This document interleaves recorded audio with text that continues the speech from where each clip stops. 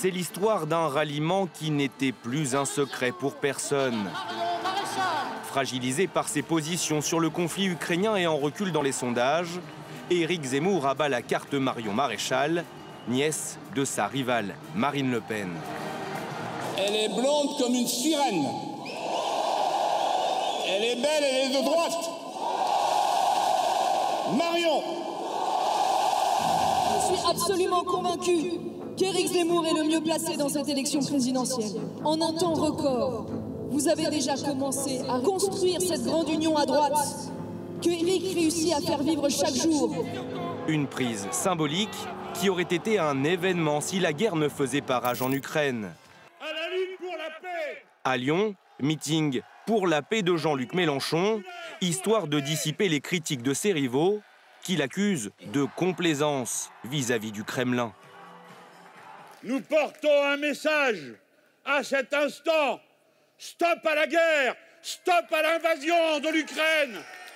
À bas l'armée qui envahit l'Ukraine. L'insoumis regrette la fourniture d'armes à l'Ukraine, pas Yannick Jadot. Manifestation de soutien à Paris, il le confirme. Fini le traditionnel antimilitarisme des écologistes. Oui, il faut soutenir et continuer d'armer la résistance ukrainienne. Nous étions tellement heureux en France quand les Anglais et les Américains armaient la résistance en France. Slava Ukraini! À l'extrême droite, la question des réfugiés ukrainiens divise. Accueil sous condition pour Éric Zemmour.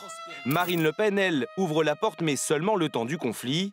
Discours bien différent de celui tenu lors de la crise syrienne. Vous savez, déjà, on peut accueillir les femmes, les enfants qui fuient. Oui, je sais. Vous voyez, voilà, on les accueille, on les met en sécurité et le temps que la guerre s'arrête, quoi. Un accueil à géométrie variable, indigne de la France, selon Fabien Roussel. On voit là toutes les limites de leur discours, comme si aujourd'hui il était possible de trier les réfugiés, de les trier en fonction des guerres, en fonction des pays où se déroulent ces guerres. Cette guerre, Emmanuel Macron ne veut pas lui tourner le dos. Président désormais candidat, il a lancé sa campagne façon Netflix. Il faut que le candidat puisse présenter son projet au pays, mais il faut aussi que le président continue à faire son travail. Donc, appelez-moi monsieur le candidat, il n'y a aucun problème. Un chef de l'État dont les adversaires, Valérie Pécresse en tête, souhaitent qu'il descende enfin dans l'arène démocratique.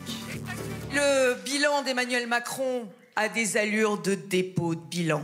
Il faut qu'il y ait dans les semaines qui viennent un vrai débat démocratique dans notre pays. C'est sain d'avoir un débat démocratique, projet contre projet. Allez, pour finir, petit pas de côté avec ces quelques pas de danse au salon de l'agriculture esquissés par Marine Le Pen, copiés ensuite par Éric Zemmour, sans oublier bien sûr le paquito d'un Jean Lassalle ivre de bonheur. Voilà, c'est tout pour cette semaine. Vivement la prochaine. Emmanuel